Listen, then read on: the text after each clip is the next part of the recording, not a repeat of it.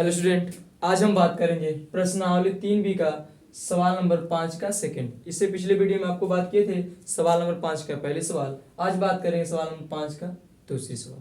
ठीक है, इसमें दिया है कि यदि कैपिटल ए बराबर इतना 1 0 1 1 और बी बराबर 2 0 1 1, सी बराबर -1 और 2 3 और 1, तो सिद्ध कीजिए कि ए ब्रैकेट में बी प्लस सी बराबर ए बी प्लस ए सी, ये दोनों आपस में क्या होंगे? बराबर होंगे। इन्हें हमें सिद्ध करना है ए बी और सी की सहायता से।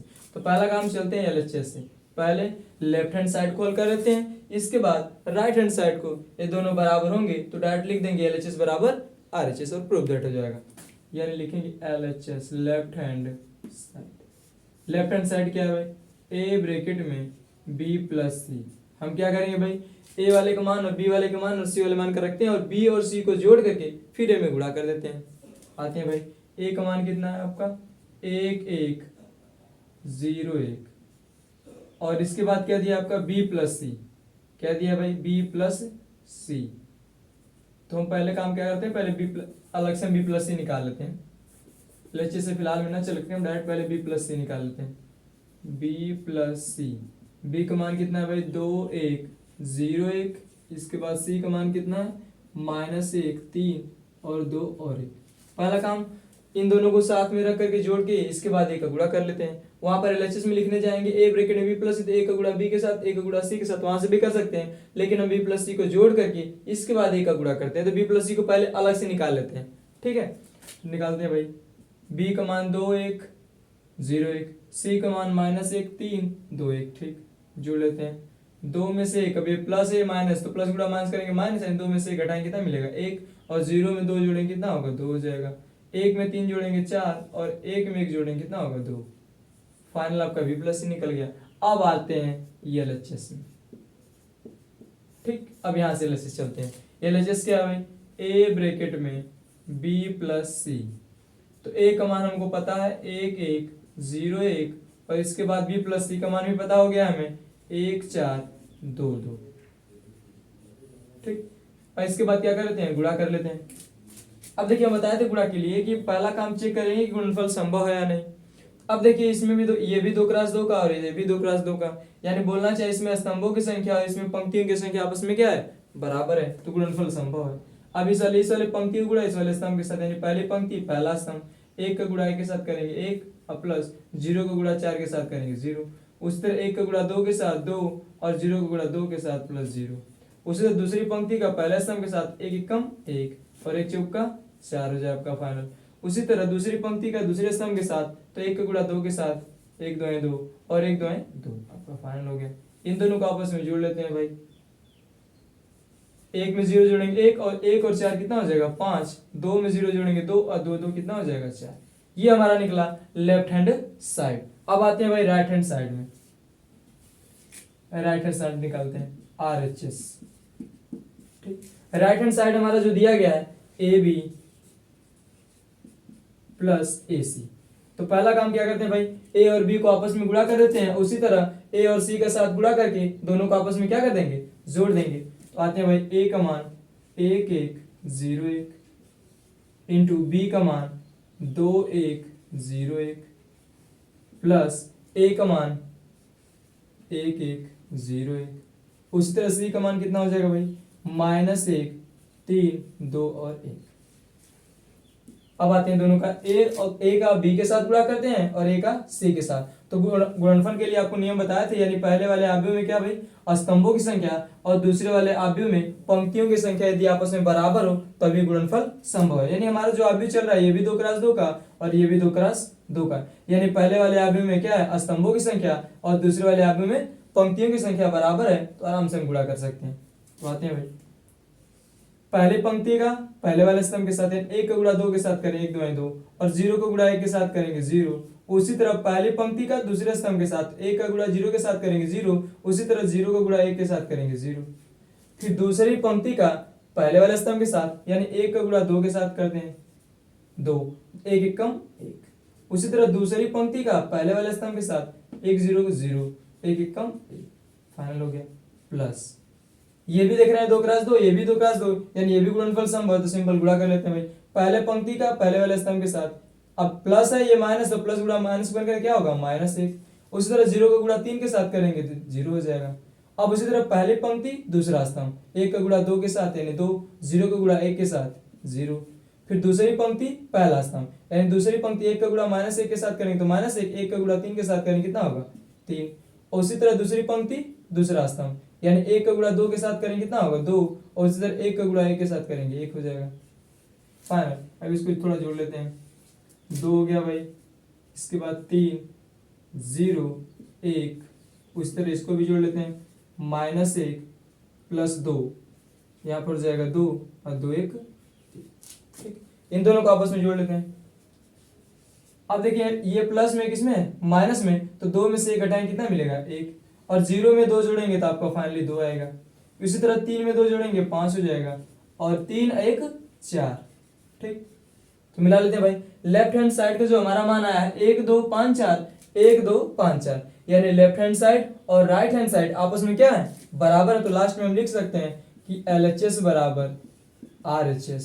इन दोनों का जो मान आया है वो 1 5 2 और 4, जिसको हम लिख सकते हैं प्रूव दैट, या तो हिंदी में बोले तो इति सिद्धम।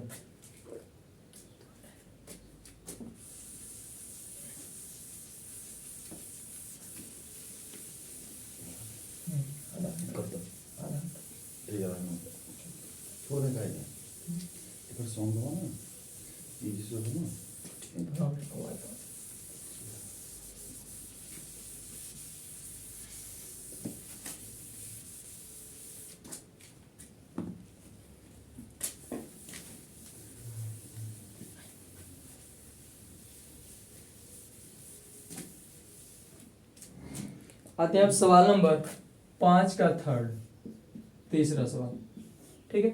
सवाल नंबर 5 का थर्ड दिया है, यदि a बराबर 1 -1 और इसके बाद दिया है -1 और 1, ठीक। और इसके बाद b बराबर दिया है 1 और 1 और 1, यहां पर दिया है, ठीक। आगे क्या दिया है, तो दर्शाइए कि a b एक शून्य आव्यूह है। सवाल नंबर 5 का थर्ड में बोला है कि यदि a बराबर 1 -1 और 1, b बराबर 1 1 1, तो सिद्ध कीजिए या फिर दर्शाइए कि a b एक शून्य आव्यूह है। शून्य आव्यूह आपको बता चुके हैं, जहां पर आपको आव्यूह के इंट्रोडक्शन में बताए थे आव्यूह के प्रकार वाले में कि शून्य आव्यूह क्या होता है भाई, ऐसा आव्यूह जिसमें क्या होंगे प्रत्येक अवयव, जो भी आपको आव्यूह दिया रहेगा उसमें प्रत्येक अवयव क्या होंगे शून्य होंगे, वो क्या कहलाएगा आपका शून्य आव्यूह। यानी इसमें बात करें a का गुणा b के साथ करेंगे तो सभी अवयव क्या हो जाएंगे 0 आ जाएंगे या फिर शून्य आ जाएंगे, उसी आपको बोलेंगे क्या है भाई एक शून्य आव्यूह। तो यहाँ पर बोला कि यदि a बराबर इतना b बराबर इतना, तो दर्शाइए कि a भी एक शून्य आव्यूह है, ठीक है। तो पहला काम a का गुणा b के साथ कर लेते हैं सिंपल भाषा में। यदि a का गुणा b के साथ करते हैं और प्रत्येक अवयव शून्य आ जाते हैं, इसका मतलब a भी एक शून्य आव्यूह है। a का मान रख लेते हैं 1 -1 1 और b का जो मान है 1 1 1 1। अब ये तो गुणनफल सीधा सीधा संभव, क्योंकि ये भी 2 क्रॉस 2 का, ये भी 2 क्रॉस 2 का, यानी पहले वाले आव्यूह में स्तंभों की संख्या, दूसरे वाले आव्यूह में पंक्तियों की संख्या आपस में क्या है बराबर है। तो सिंपल गुणा कर लेते हैं भाई, पहले पंक्ति का पहले स्तंभ। हम बोले कि जब गुणा करने ना है भूल जाए तो सिंपल भाषा में इस वाली लाइन को देखिएगा और इस वाले के साथ क्षैतिज रेखा और ऊर्ध्वाधर रेखा के दिमाग में लाइए। अब 1 का गुणा 1 के साथ करेंगे तो 1 हो जाएगा आपका, ये माइनस में किसमें है प्लस में, तो माइनस गुणा प्लस में करेंगे तो क्या हो जाएगा माइनस। उसी तरह पहली पंक्ति का दूसरे वाले स्तंभ के साथ 1 का गुणा 1 के साथ करेंगे तो 1, उसी तरह माइनस है ये किसमें प्लस में, तो माइनस गुणा प्लस में करेंगे तो क्या होगा -1। अब ये दूसरी पंक्ति पहला स्तंभ, ये माइनस में प्लस में, तो माइनस गुणा प्लस में करेंगे तो क्या होगा माइनस, और 1 का गुणा 1 के साथ करेंगे तो +1 आएगा ही। दूसरी पंक्ति दूसरा स्तंभ, माइनस गुणा प्लस में करेंगे तो माइनस, और 1 का गुणा 1 के साथ करेंगे तो प्लस। 1 में से घटाएंगे 0, ये -1 प्लस ये भी 0 और ये भी 0 और ये भी 0, ठीक। ये सवाल में दिया था कि यदि a और b के साथ गुणा करें तो a भी एक शून्य आव्यूह है, तो बोलेंगे हाँ, यानी लिख सकते हैं इसको प्रूव दैट, या फिर लिख सकते हैं चूंकि a भी एक क्या है भाई शून्य आव्यूह है, शून्य अव्यव, या फिर यहीं पे लिख दे सकते हैं प्रूफ दैट। यदि ये नहीं लिखना चाहे तो लिख देंगे क्योंकि ए भी एक शून्य अवयव है, ठीक है। या फिर इसको ना लिखना चाह रहे हैं तो डायरेक्ट लिख दीजिए प्रूफ दैट, या फिर हमारा सिद्ध हो गया है कि ए बी जो आ रहा है ए बी वो क्या आ रहा है, शून्य अवयव आ रहा है, ठीक है। तो चलते हैं हम सवाल नंबर 5 का सवाल नंबर 4।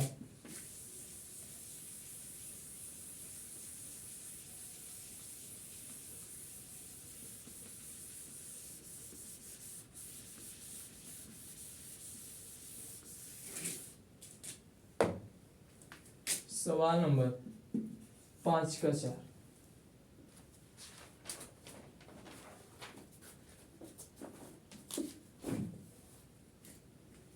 पांच के 4 में दिया है कि यदि a बराबर कितना दिया भाई, 1 माइनस 1 और दिया है -1 और 1, तो सिद्ध कीजिए कि,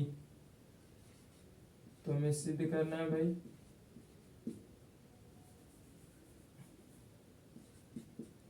तो सिद्ध कीजिए कि एक क्यू बराबर 4 है, दिया ना, एक क्यू बराबर 4।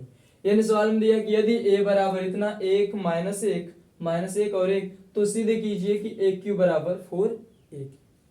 यानी हम देखना चाहें, जैसे मान लीजिए एक्स स्क्वायर को पहले क्या लिख रहे थे भाई, एक्स गुणे एक्स, एक्स क्यूब को हम ये भी लिख सकते हैं यक्स गुणे यक्स गुणे यक्स, या फिर इसी को दूसरे भाषा में एक्स स्क्वायर इंटू एक्स, ये भी लिख सकते हैं। उसी तरह सिंपल भाषा में पहले हम ए स्क्वायर निकालते हैं, क्या निकालते हैं भाई, ए स्क्वायर। न एलएचएस चलेंगे न आरएचएस से, फिलहाल के लिए हम चलते हैं किसमें, ए इंटू ए, मतलब ए स्क्वायर को हम क्या लिख सकते हैं, ए इंटू ए, ठीक, ए इंटू ए का मान हमें पता है 1 -1 और 1, ये हो गया इंटू ए, मतलब फिर दोबारा लिख देंगे 1 -1 और 1। इन दोनों को आपस गुणा करेंगे तो ए स्क्वायर का मान निकलेगा, गुणा कर लेते हैं भाई। अब देखिए इसमें हम गुणा करेंगे तो पहली पंक्ति पहला स्तंभ, एक का गुणा एक के साथ करेंगे, क्योंकि गुणनफल संभव है 2 × 2 2 × 2, इसमें कोई बताने की जरूरत है नहीं। ये माइनस में ये भी माइनस, तो माइनस गुणा माइनस करेंगे तो क्या हो जाएगा, प्लस, तो प्लस हो जाएगा, तो एक एक कम एक। उसी तरह पहली पंक्ति दूसरा स्तंभ, ये प्लस में किसमें है, माइनस में, तो एक एक कम एक यानी -1, ये माइनस में किसमें है, प्लस में, तो ये क्या हो जाएगा -1, ठीक। दूसरी पंक्ति पहला स्तंभ, ये माइनस में, तो माइनस गुणा प्लस में करेंगे तो -1 एक कम एक, अब ये प्लस में किसमें, माइनस में, तो यहाँ पर -1, ये दूसरी पंक्ति दूसरा स्तंभ, यानी माइनस गुणा माइनस करेंगे तो +1 और प्लस गुणा तो प्लस, प्लस सिंपल ही प्लस होगा, यानी कितना आएगा भाई, 2 - 2 और ये हमारा निकला ए स्क्वायर, क्या निकला, ए स्क्वायर। लेकिन हमें निकालना कितना है, एक क्यूब, तो हम एक क्यूब को थोड़ा ध्यान से देखते हैं, एक क्यूब को हम क्या लिख सकते हैं, ए स्क्वायर इंटू ए भी लिख सकते हैं, ठीक। इसलिए हम किए क्योंकि ए स्क्वायर का मान निकाल चुके हैं और सिंपल भाषा में हम ए का मान रख देंगे, दोनों का आपस में गुणा कर देंगे, क्यू आराम से निकाल सकते हैं।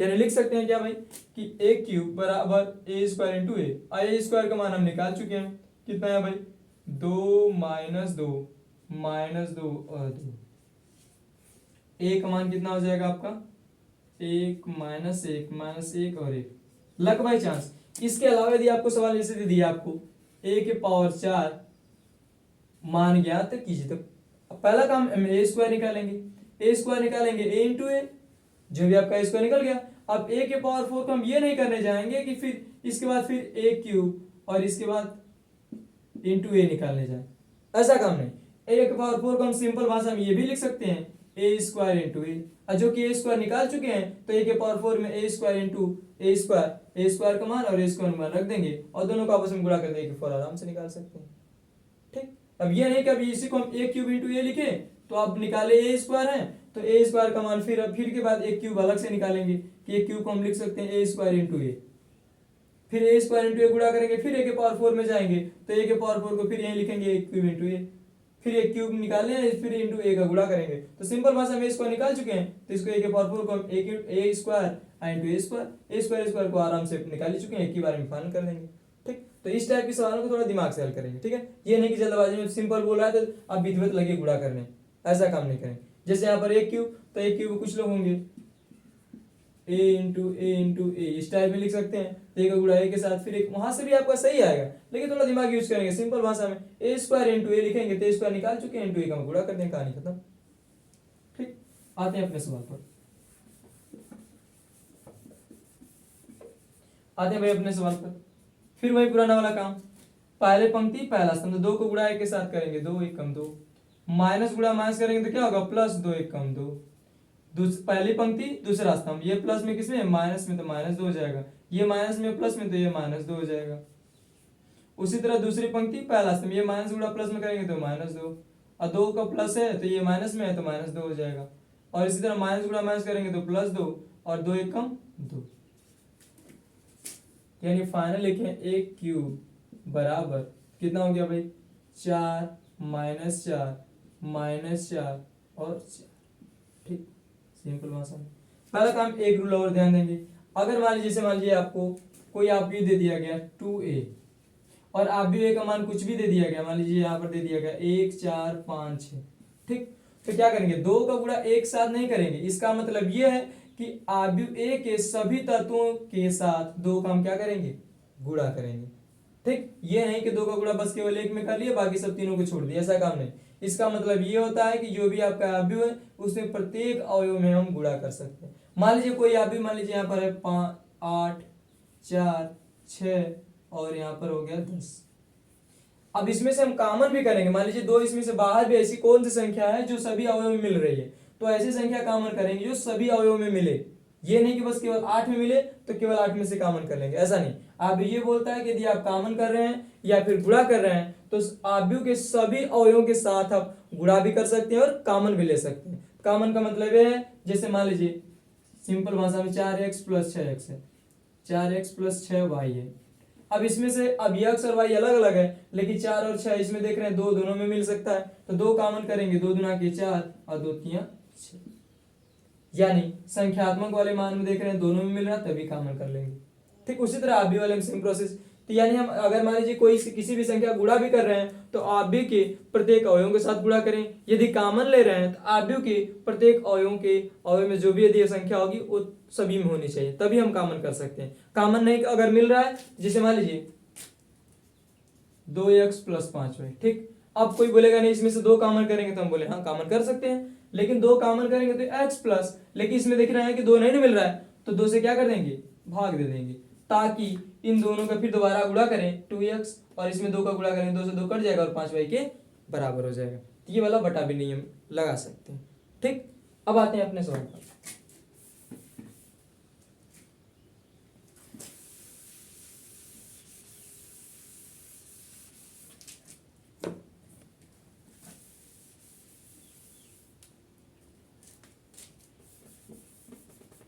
अब देखिए, अब इसमें देखिए, अब देख रहे हैं कि आव्यूह में प्रत्येक अवयव में 4 हमको मिल सकता है, तो 4 इसमें से क्या कर ले, कॉमन कर ले भाई।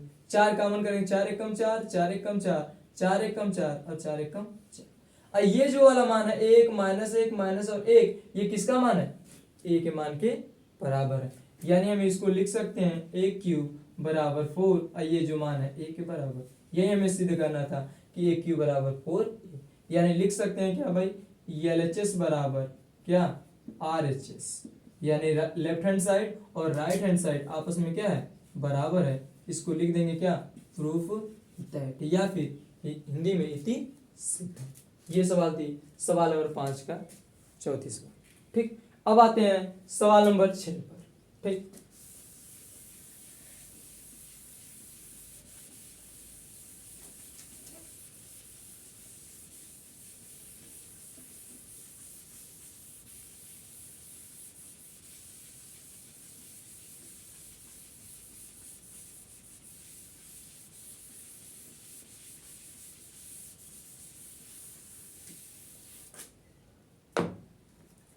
सवाल नंबर 6 में कुछ पार्ट दिया है।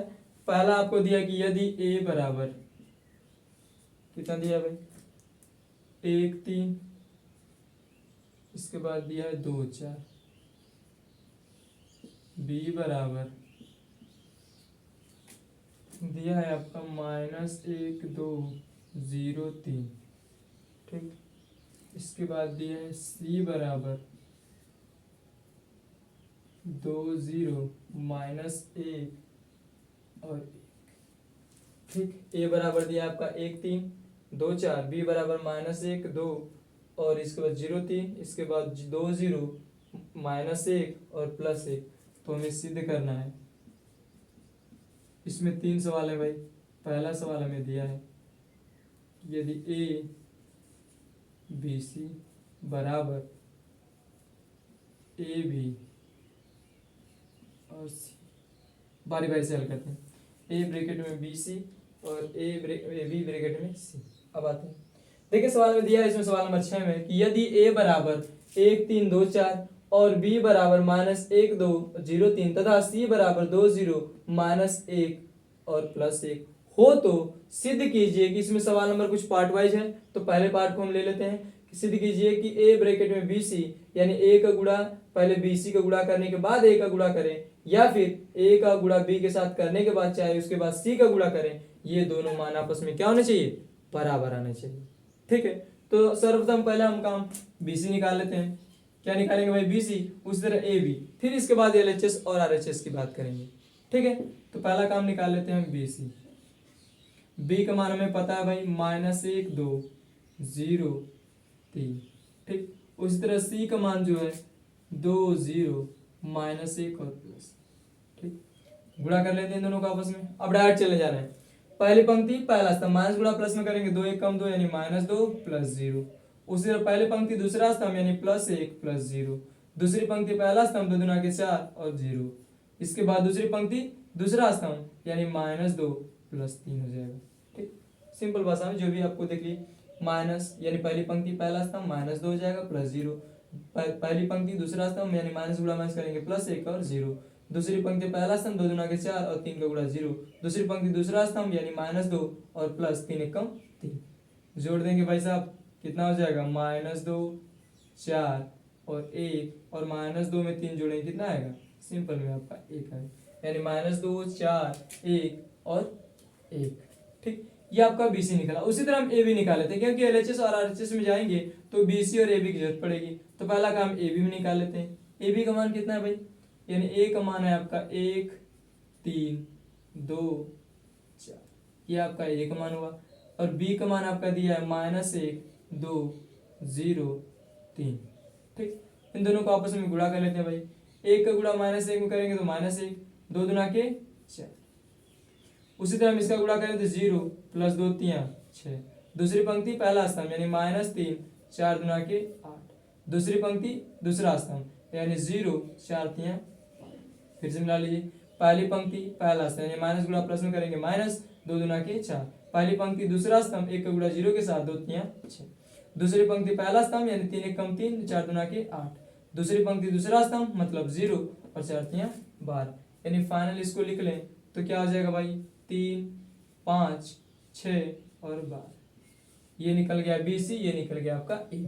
अब आते हैं सवाल में एलएचएस में। किसमें भाई, एलएचएस में। ये एलएचएस का मान कितना दिया है, जो एलएचएस का मान हमें दिया गया है वो कितना दिया है भाई, ए ब्रैकेट में बीसी, ए ब्रैकेट में बीसी। ए का मान हमें दिया है 1 3 2 4, और जो कि बीसी का मान हम निकाल चुके हैं, कितना है भाई, -2 4 1 और 1। ठीक, अब गुणा कर लेते हैं। पहली पंक्ति पहला स्तंभ यानी -2 2 चौका 8। पहली पंक्ति दूसरा स्तंभ 1 प्लस 2। उसी तरह दूसरी पंक्ति पहला स्तंभ यानी -6 प्लस 16। दूसरी पंक्ति दूसरा स्तंभ यानी 3 प्लस 4, यानी जोड़ देंगे तो कितना आएगा भाई, 6 और 10 और 3 और 12। बात क्लियर। देखिए 2 में -2 में 8 जोड़ेंगे 6, और -6 में 16 जोड़ेंगे 10, और 1 में 2 जोड़ेंगे 3, 3 में 4 जोड़ेंगे 4 3 7 भाई, जोड़ दिए, गुणा कर दिए यहाँ पर। 3 में 4 जोड़ेंगे कितना होगा, 3 कम 3 4 कम 4 4 3 7 हो जाएगा। ठीक, आते हैं हम आरएचएस में। आरएचएस क्या बोल रहा है भाई, आपका आरएचएस बोल रहा है कि A B into C. A B का मान हम निकाल चुके हैं, ए बी का मान कितना है भाई, 3 5 6 12। सी का मान जो कि दिया है हमें 2 0 -1 और 1। गुणा कर देंगे दोनों को आपस में। गुणा करेंगे तो कितना होगा भाई, 3 दूना के 6 प्लस 0। पहली पंक्ति दूसरा स्तंभ यानी -3 प्लस 6। उसी तरह इधर गुणा करेंगे, 5 दूना के 10 और कितना 0। ठीक, उसी तरह इधर गुणा करें, 5 1 कम 5 यानी -5 और 12 1 कम 5। तो फाइनली हम देखें दोनों को आपस में बराबर कर दें। पहला काम इसको देख लेते हैं, 6 हो गया भाई। इसके बाद 10 में 0 जोड़ेंगे 10 हो गया। इसके बाद -3 में +6 जोड़ेंगे 3 हो गया, और -5 में 12 जोड़ेंगे कितना हो गया 7। देखिए एलएचएस का जो मान निकला है 6 10 3 7, 6 10 3 7। आरएचएस का भी मान वही निकला है 6 10 3 7। यानी हम लिख सकते हैं क्या भाई, एलएचएस बराबर आरएचएस। और जो बराबर मान आ रहा है किसके बराबर आ रहा है, 6 10 3 7। ये आपका फाइनल आंसर, और इसको हम लिख सकते हैं प्रूफ दैट। ठीक, ये सवाल नंबर 6 का पहला था। ठीक, इसी तरह सवाल नंबर 2 और 3 दिया है। तो आज के लिए बस इतना ही। अगले वीडियो में बात करेंगे सवाल नंबर 2 और 3 के बारे में। जो भी समस्या कमेंट में जरूर बताइएगा। धन्यवाद।